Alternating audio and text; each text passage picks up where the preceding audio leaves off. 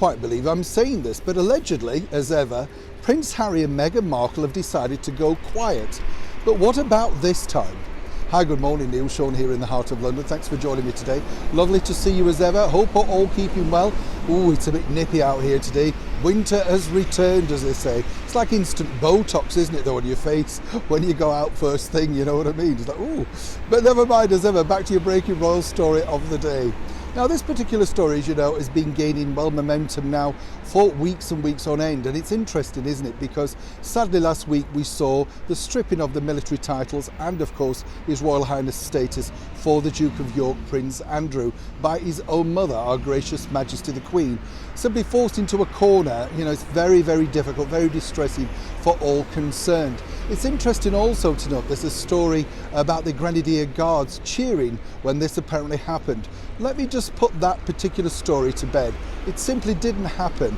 It's one of those stories that the media can now print simply because they know there's no kickback, and Prince Andrew himself and his legal team are far too busy to take on such scurrilous stories like that. But here is where it got interesting for me, because as we know, recently, earlier this week, Prince William, alongside his beautiful wife Catherine, were hijacked by a very disgraceful Sky News reporter to ask him, in the middle of a very, very important visit for one of their charities to a museum, whether or not Prince William and Catherine would be supporting Prince Andrew. Naturally, he dismissed this, and rightly so.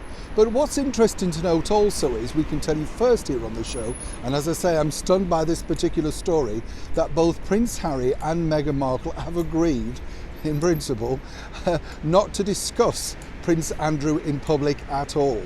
That's actually going to be a slight relief, at least, for Our Gracious Majesty the Queen. As you can imagine, whenever they go out into the media, or indeed when they do return to the media, that's going to be one of the very first things that one reporter will simply try and hijack Prince Harry for.